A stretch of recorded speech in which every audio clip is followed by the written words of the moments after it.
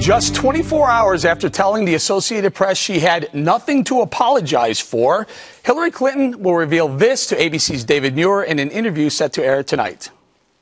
That was a mistake. I'm sorry about that. I take responsibility. And I'm trying to be as transparent as I possibly can. Wow. One day later. The Hillary Clinton relaunch of the relaunched campaign has begun. Apparently, the candidate will show more humor and more heart. No more reporter rope lines and no more off-the-cuff jokes about emails, because apparently Americans don't think jokes about 4 dead Americans in Benghazi or email scandals are that funny. Neither do GOPers who want to be president. How great is it that Hillary Clinton is apologizing for us not understanding her lies? Right, now I'm confused. Now I'm really confused because she's lying and I don't understand. I mean, it's my fault, not hers. She's lied about Benghazi. She's lied about her emails. She's lied about her server. And I do not think we can permit her to become president of the United States. And the liberal media is finally coming around to what we've been saying for a really long time. I was stunned. I mean, we were deep into the digital age at that point. To suggest that as Secretary of State, as much as she'd been around, she didn't think about the impact and the possibility of hacking just astonishes me. And I think it takes away from her big argument. I've been there, I've done that, I know what I'm doing. And the collective toll this is taking on her politically now, I think, is they're getting close to being in crisis mode, I think, in Brooklyn.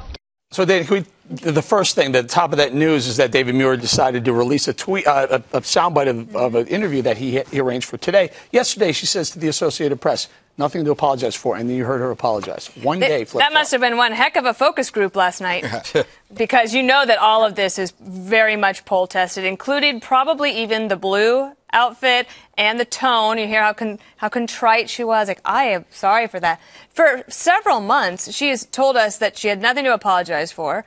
Her staff pled the fifth, and they said, oh, we don't really understand why he did that. And then when she says that they're going to do more Snapchat jokes, or like that one, remember that one that was so manufactured? And they said nothing more off the cuff. It was about the emails. And so, actually, that wasn't off the cuff joke. It was written and practiced and approved, probably by a poll. And they continue to dig themselves into this hole. I've never known anybody who actually destroyed evidence to protect her innocence. This is what we have here. She is trying to tell us that I'm sorry for protecting my innocence and destroying evidence. I don't understand how she's going to get through it. It's also very confusing. If you look at Shannon Coffin's piece today on National Review, he puts together the evolving timeline of her explanations. And finally, I've decided that maybe their strategy is to confuse everybody so much that nobody can remember how this all began. It's kind of true, though. Can you guys imagine? Can you imagine a campaign saying we're going to add more humor and heart to the candidate? I mean, advisors. Don't answer your phone calls. Yes. Advisors told her to show more heart. Maybe Planned Parenthood could ship her some.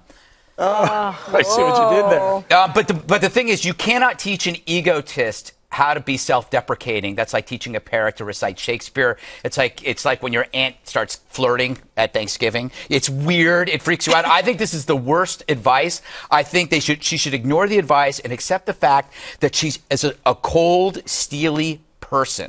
And she could say what America needs is not a comedian, but a commander. And that's who I am. I can't be funny. I can't be charming like Obama. Obama's got great.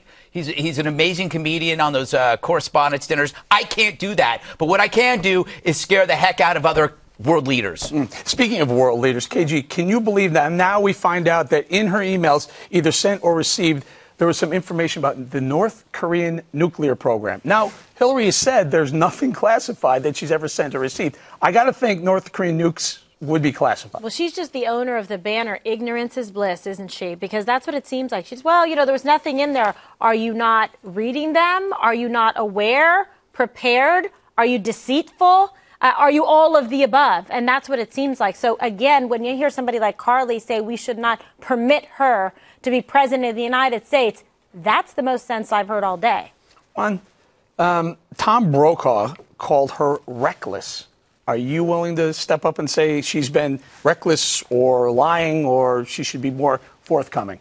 Well, I've said it all along. I thought that she was acting like she was entitled, like she was privileged, like she's better than everybody else, so she can have her own server and she can ignore the rules that have been set down by the Obama administration.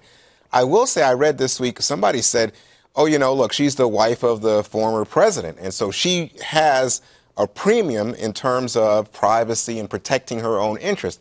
I don't know if that's real. I don't know if that's what was driving her, but I think clearly she was not putting a sufficient emphasis on national security in the way that it should be, and she definitely was not obeying the rules.